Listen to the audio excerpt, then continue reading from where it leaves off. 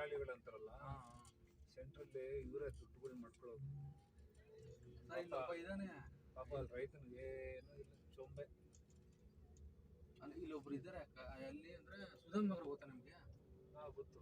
ಸುಧಾಮ್ ನಗರಲ್ಲಿ ಒಬ್ಬ ತಾತ ಇದ್ದಾನೆ ಸರ್. ಐ ಸಿ ಬ್ಯಾಂಕ್ ಇದೆಯಲ್ವಾ, ಅವರ ಮ್ಯಾನೇಜರ್ ಬಂದು ಅವನ ಹತ್ರ ಬಡ್ಡಿ ದುಡ್ಡು ತಗೊಂಡೋಗ್ತಾನೆ ಲೆಕ್ಕ ಹಾಕಿ. ಎಷ್ಟು ಕೋಟಿ ರೂಪಾಯಿ ಇರ್ಬೇಕು ಅವನ ಹತ್ರ? ಇಷ್ಟು ಇರಬೇಕು. ಅವನು ಬರೀ ಎಷ್ಟು 1%, ಬರೀ 1% ಇಲ್ಲ 10 ಪೈಸೆ ಅಷ್ಟೇ. 100ಕ್ಕೆ 10 ಪೈಸೆ. ಅವ್ನು ಸುಮ್ಮನೆ ಮನೇಲಿ ಬಿದ್ದಿರೋ ಬದಲು ಏನೋ ಒಂದು ಬರೋತಂದು ಕೊಡ್ತಾನು. 100ಕ್ಕೆ 10 ಪೈಸೆ ಅಂದ್ರೆ ಲೆಕ್ಕ ಹಾಕೊಳ್ಳಿ, ಅದೇ ಎಷ್ಟು ಹೋಗ್ಬಿಡ್ತದೆ. ಅದು ತಗೊಂಡೋದ್ರೆ ಬ್ಯಾಂಕ್ನವರು ಕಮ್ಮಿನ ತಗೊಂಡೋಗ್ತಾರೆ. ತಗೊಂಡ್ರೆ ಒಂದು 10 ಕೋಟಿ 20 ಕೋಟಿ ಅಂತ ತಗೊಂಡೋಗ್ತಾರೆ. ಅಲ್ಲಿ 100 ರೂಪಾಯಿ 10 ಪೈಸೆ ಅಂದ್ರೆ ಎಷ್ಟೇ ಆಗೋಯ್ತು ಅಲ್ಲಿ. ಅಲ್ಲಿಗೆ ಬೇಜಾನಾಗುತ್ತೆ. ಇವ್ರು ರಾಮಯ್ಯದವರು ಎಲ್ಲ ಹೊಡೆದಿ ಕಟ್ತವ್ರೆ. ಎಲ್ಲ ಹೊಸ ಬಿಲ್ಡಿಂಗ್ ಆಗೋಯ್ತು.